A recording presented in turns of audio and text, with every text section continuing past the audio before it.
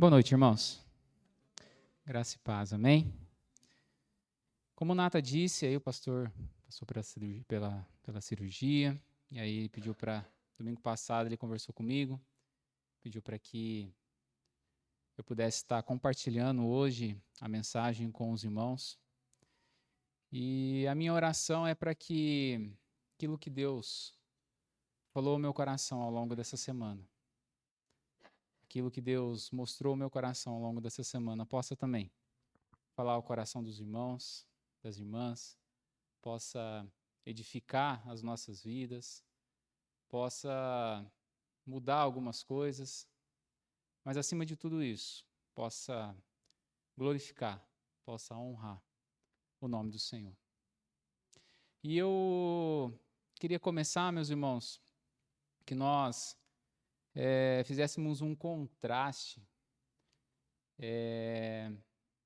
de como o mundo era e da mudança que o mundo tem sofrido ao longo dos anos. Se nós olharmos, se você olhar aí a sua vida, vamos começar por uns 5 anos atrás. O quanto a sua vida mudou, o quanto você mudou e o quanto o mundo mudou.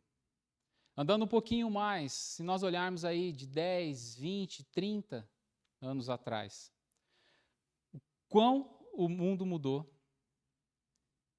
o quanto você mudou. Se você olhar, eu creio que é nítido essa mudança na sua vida, não somente em pensamentos, mas em todos os estilos, talvez na forma de vestir, na forma, no cabelo. O meu, alguns anos atrás, meu cabelo era bem diferente. Então, assim, em tudo, nós vemos essa mudança constante no mundo e nas nossas vidas.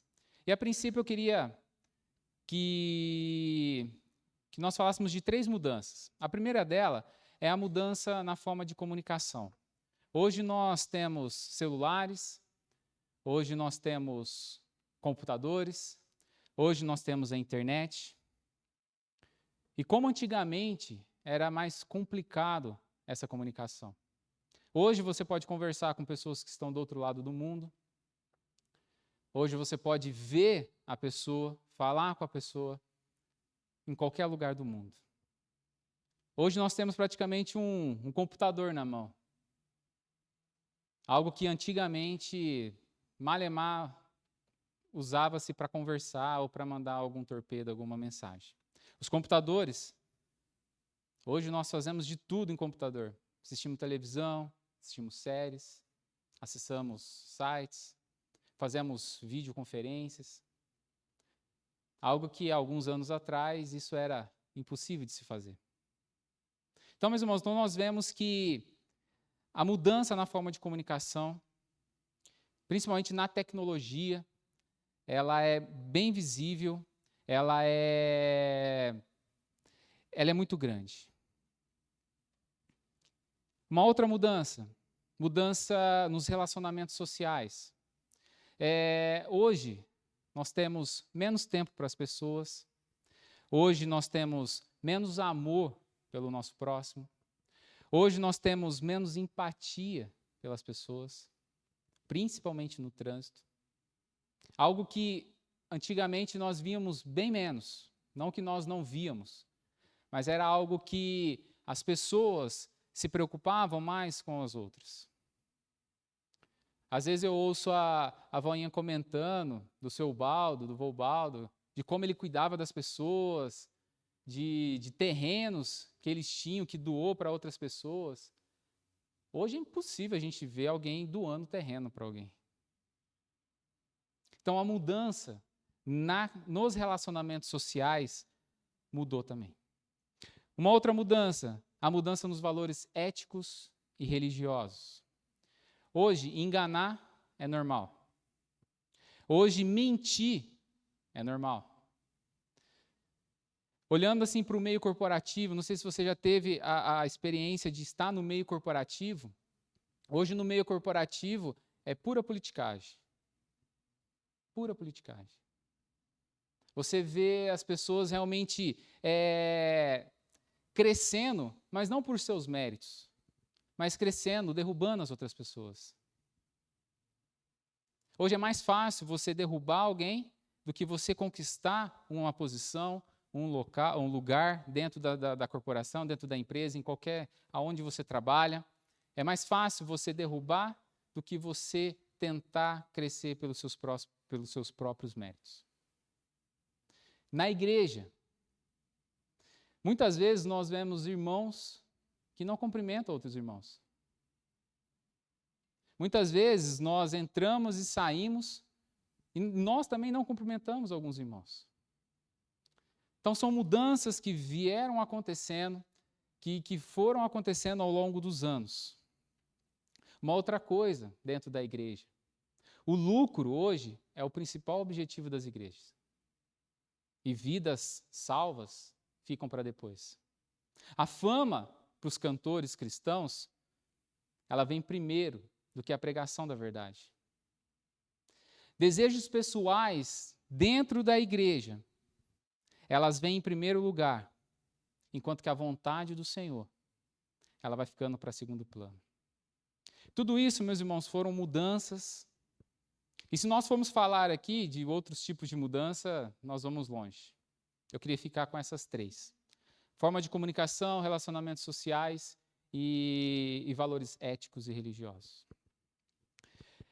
Mas hoje eu queria compartilhar com os irmãos sobre algo que essa mudança que nós, ao longo dos anos, o mundo tem vivido, que essa mudança rápida, em contraste com algo que não muda e não vai mudar, é a mesma desde a criação do mundo, que é a missão de Deus. Enquanto nós vivemos em um mundo onde a mudança ela é diária, hoje nós estamos aqui, amanhã as coisas já podem mudar, amanhã já pode surgir coisas novas, amanhã pode surgir um celular mais tecnológico, hoje já temos aí o ChatGPT, não sei quem conhece. ChatGPT é uma inteligência artificial, tipo uma Alexa bem mais evoluída. Então, meus irmãos, a tecnologia está aí. Então, enquanto nós vivemos nesse mundo que a mudança é diária, nós temos que a missão de Deus, nós temos a mensagem de Deus, nós temos a salvação do Senhor, que é a mesma desde a criação do mundo. Para que a gente possa entender um pouco isso, nós vamos ler 3 versículos. Gênesis, em Mateus e Apocalipse.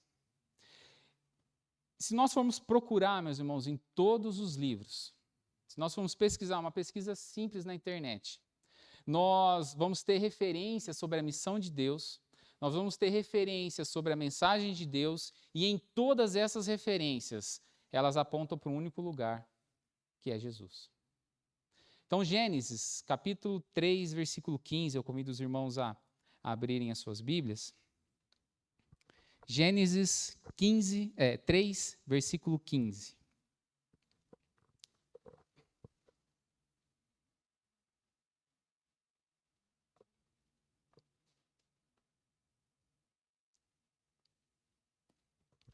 Então, Gênesis 3, 15 diz assim: Porém, inimizade entre ti e a mulher, entre a tua descendência e o seu descendente, este te ferirá a cabeça e tu lhe ferirás o calcanhar.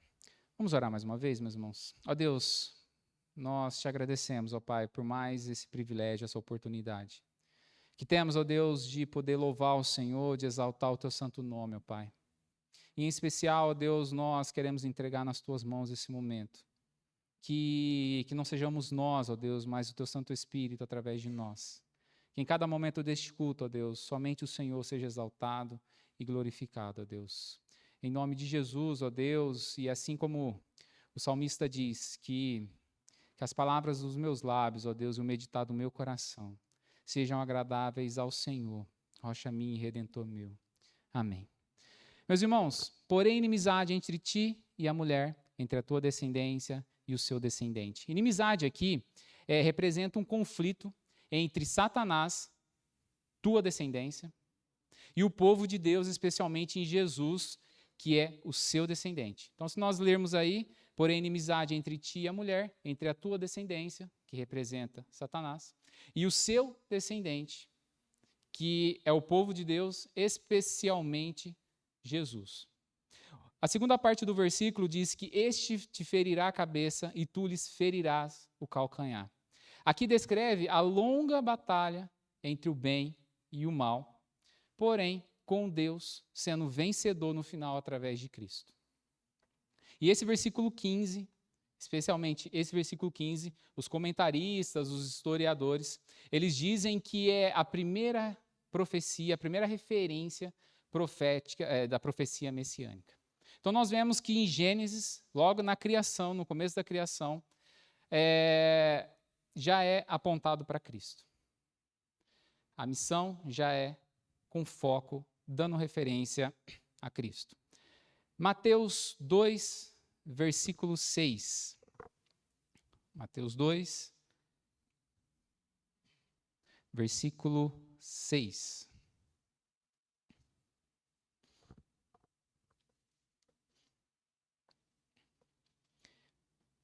Diz assim: E você, Belém, na terra de Judá, não é a menor entre as principais cidades de Judá, pois de você virá um governante que será o pastor do meu povo Israel. Então aqui nós vemos em Mateus que se cumpre o que está escrito em Malaquias 5:2 e também em 2 Samuel, também 5:2, que dizem que o guia, o governante, seria descendente da família de Davi. Então nós vemos, começa em Gênesis, e como eu disse antes, se nós formos olhar em cada livro da Bíblia, tem uma referência apontando para Jesus. Em todos os livros da Bíblia. Então nós já vemos que de Gênesis até o Novo Testamento, lá no começo já apontava para Cristo, chegamos nos Evangelhos, aponta para Cristo, que ele é o guia, o governante, que é descendente da família de Davi. E agora, por enquanto, nosso último versículo, Apocalipse 22, 13. Apocalipse 22, 13.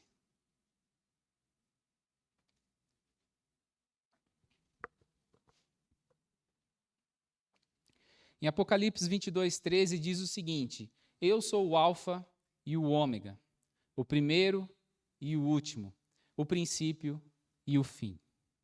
Então nós saímos de Gênesis, chegamos nos Evangelhos e agora estamos no fim dos tempos e Jesus disse que eu sou o Alfa e o Ômega, o primeiro e o último, o princípio e o fim. Então, meus irmãos, nós vemos que a missão, que a mensagem de Deus, ela aponta para Jesus na Gênesis da Bíblia, no princípio da Bíblia. Nós vemos que a missão, que a mensagem de Deus, ela aponta para Jesus ao anunciar que o governante, o guia, iria nascer.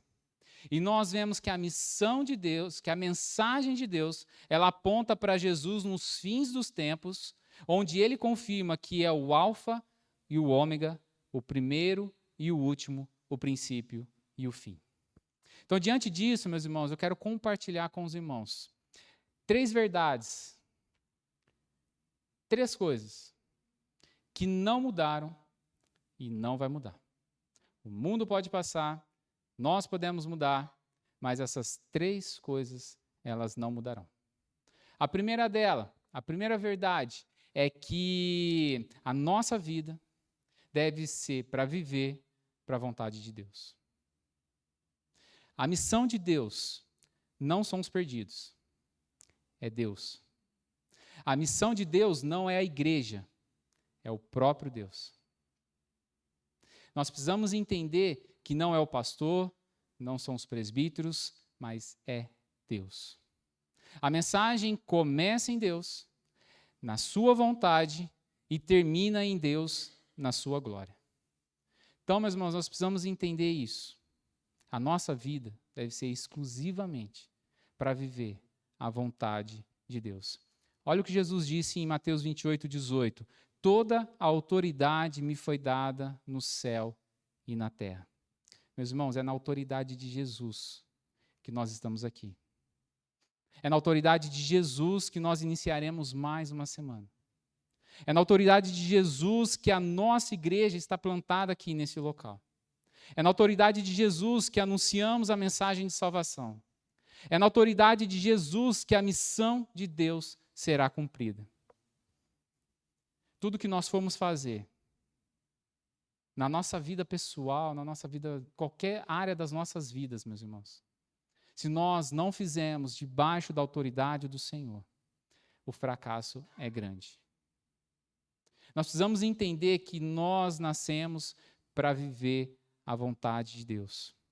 Olha o que Davi diz também em Salmos 48. Tenho prazer em fazer a tua vontade, meu Deus, pois a tua lei está em meu coração. Meus irmãos, Davi era um rei. Davi tinha pessoas no seu comando. Davi tinha um palácio. Davi tinha de tudo. Mas Davi disse: eu tenho prazer em fazer a tua vontade. Eu tenho prazer em fazer a tua vontade. Não sei se os irmãos lembram, quando os discípulos pediram para que Jesus os ensinasse a orar. Os irmãos lembram o que Jesus os ensinou? Mateus 6, 9, a partir do 9, diz assim: portanto, orem da seguinte forma: Pai nosso que estás nos céus, santificado seja o teu nome. Venha o teu reino. Seja feita o quê? A tua vontade, assim na terra como no céu. Meus irmãos, é tudo na vontade de Deus. Não tem como nós fugirmos disso. Não tem para onde nós irmos. Não tem outro caminho. A nossa vida deve ser para a vontade de Deus. Então, a primeira verdade que nunca mudou, não vai mudar, é a vontade de Deus. Nós iremos mudar, o mundo vai mudar, mas a vontade do Senhor, ela permanecerá. Cabe a nós, a cada um de nós, assim como Davi, ter prazer em fazer a vontade de Deus. Cabe a nós. Cabe a nós fazer a vontade de Deus. A segunda verdade, meus irmãos, a segunda coisa que não vai mudar é que nascemos para glorificar a Deus. A missão é glorificar a Deus e não os homens. Não é exaltar a igreja e os líderes da igreja, é glorificar a Deus. Nós precisamos entender que nós não estamos aqui, ou nós participamos dos departamentos da igreja, das atividades da igreja, nós precisamos entender que nós não participamos para satisfazer o nosso ego, para não satisfazer a nossa vontade, para participar, não, eu preciso ir na igreja porque senão a minha semana não será boa. Eu preciso ir na igreja porque senão as coisas não vão acontecer na minha vida. Não, meus irmãos. Nós precisamos entender que nós estamos aqui unicamente para glorificar a Deus. Nós não vamos à igreja para cantar o que nós queremos. O Ministério de Louvor não sobe aqui para cantar o que eles querem. Eles sobem aqui para louvar o Senhor. Quando você coloca um cântico de louvor no seu carro, no seu celular, aonde você louva o Senhor, você não está escolhendo cânticos porque você gosta. Você está colocando cânticos para glorificar a Deus. Nós não estamos aqui para ouvir o que nós queremos. Eu gosto sempre de orar, não sei se os irmãos já perceberam, mas quando eu oro antes da mensagem, a minha oração é sempre: Senhor, que o Senhor fale, não aquilo que nós queremos ouvir, mas aquilo que o Senhor tem para nós. Porque o que Ele tem para nós, meus irmãos, é muito maior, muito melhor, nem dá nem para imaginar, comparado àquilo que nós queremos ouvir. O que nós queremos ouvir é nada, meus irmãos, perto daquilo que Deus tem para as nossas vidas. Então, meus irmãos, nós estamos aqui para glorificar a Deus. A mensagem, a missão, ela começa em Deus, em sua vontade, e termina em Deus, na sua glória. Se o pastor não viver isso, se os presbíteros não vivem isso, se o ministério de louvor não viver isso, se nós, cada um de nós, se nós não vivemos isso nas nossas vidas, meus irmãos, nós estamos mudando algo que não vai mudar. E com isso nós estamos vivendo na mentira, no engano e no pecado. A nossa vida é exclusivamente, meus irmãos, para viver para a vontade do Senhor e para glorificar o nome do Senhor. Olha o que Jesus disse em João 14:13. E tudo quanto pedirdes em meu nome, isso farei. Lindo, né? Esse texto. Só que a gente para aqui. Tudo quanto a gente pedir, Jesus disse, isso eu farei. Falei, glória a Deus. Só que a gente para nessa parte. Só que Jesus ele conclui dizendo, a fim de que o Pai seja glorificado no Filho. Meus irmãos, a nossa vida deve ser para a glória de Deus. Quantas vezes nós pedimos, nós oramos, nós buscamos, nós pedimos ao Senhor por uma cura, nós pedimos ao Senhor por um emprego, nós pedimos ao Senhor por um cônjuge, por uma namorada, e as coisas não acontecem. Jesus disse, porque vocês pedem mal. Vocês pedem para esbanjar os vossos prazeres. E aqui Jesus disse, e tudo quanto pedirdes em meu nome, isso eu farei. Então, meu irmão, se você precisa de uma cura, coloque um propósito no seu coração de que a cura seja para a glória do Senhor. Se você deseja um emprego, coloque um propósito no seu coração para que esse emprego seja para a glória do Senhor. Muitas vezes nós oramos por uma cura, nós somos curados, a primeira coisa que nós fazemos é esquecer de Deus. Muitas vezes nós oramos por um emprego, as portas se abrem e lá não é para a glória do Senhor. Muitas vezes nós oramos por uma namorada, por um namorado, por um cônjuge, e quando ele ou ela chega, a primeira coisa que nós fazemos é cair em pecado. Meus irmãos, a nossa vida deve ser para glorificar a Deus. Se oramos por cura, essa cura é para a glória. Se oramos por um sonho, esse sonho deve ser para a glória de Deus. O problema, meus irmãos, é que hoje nós estamos tão preocupados conosco, com os nossos sonhos, com os nossos prazeres, para saciar os nossos egos, e nós esquecemos que a nossa vida é para glorificar a Deus. Não é para glorificar a nossa família, não é para glorificar o ministério de louvor, o pastor, os presbíteros, os diáconos, mas é para glorificar a Deus. A nossa vida, meus irmãos, deve ser exclusivamente, em sua totalidade, para glorificar a Deus. Meus irmãos, e se você não concorda com isso, se você acha que isso, eu não acho correto, não tem problema nenhum. O inferno está cheio de pessoas que não concordam com isso. Se você não concorda que a sua vida não é para glorificar a Deus, na sua totalidade, não tem nenhum problema. Tem muitos cristãos lá no inferno que achavam a mesma coisa.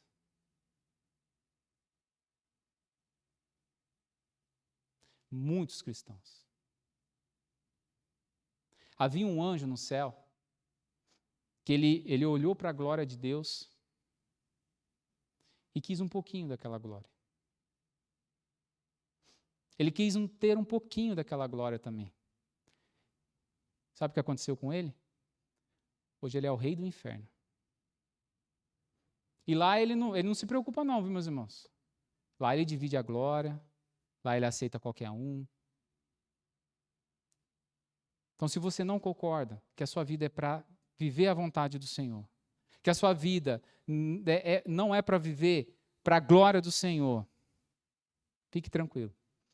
O diabo adora esse tipo de pessoas. Então, meus irmãos, a nossa vida é para a glória do Senhor. E tudo quanto pedides em meu nome, isso farei, a fim de que o Pai seja glorificado no Filho. A terceira verdade, meus irmãos, é que nós fomos criados para adorarmos a Deus. Deus deseja ser conhecido e adorado entre todos os povos. E uma das formas que Deus tem usado para isso é através da sua igreja, é através de nós. Nós somos aqueles, meus irmãos, que iremos levar Jesus para as outras pessoas. Seja através do falar, seja através de atitudes, seja através de comportamento. A forma não importa. O que importa é que Deus quer nos usar para que o nome de Jesus chegue ao coração daqueles que ainda não o conhecem.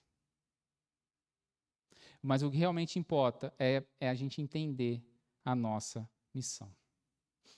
Apocalipse 5, a partir do 12, diz o seguinte: proclamando em grande voz, digno é o Cordeiro que foi morto de receber o poder, e riqueza, e sabedoria, e força, e honra, e glória, e louvor.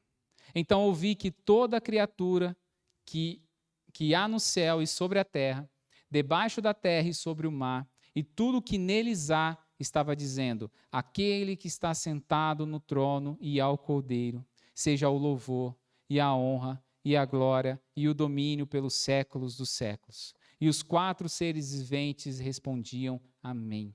Também os anciãos prostraram-se e adoraram.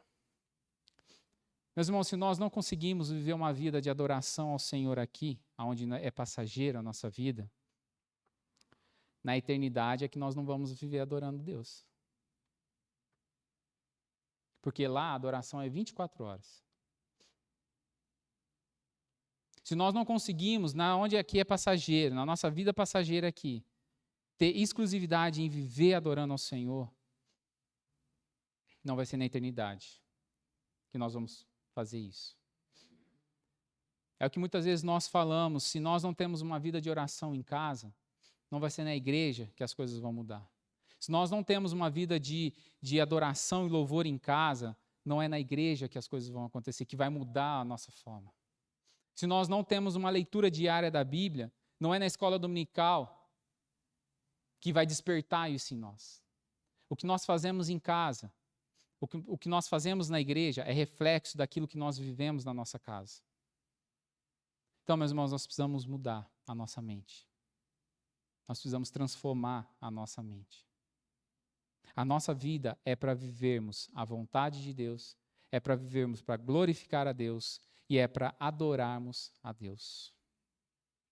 E, meus irmãos, nós não precisamos ir para outro país, nós não precisamos ir para os campos missionários distantes para fazer isso. Nós precisamos fazer coisas simples. Olhar para o nosso vizinho. Precisamos voltar ao primeiro amor. Nós precisamos voltar para aquele desejo que a gente tinha quando nós entregamos a nossa vida para Cristo. Você lembra daquele primeiro amor, daquela chama? De quando você fazia. Nós precisamos voltar. Nós precisamos voltar a isso. E Jesus diz o seguinte em Apocalipse, capítulo 2.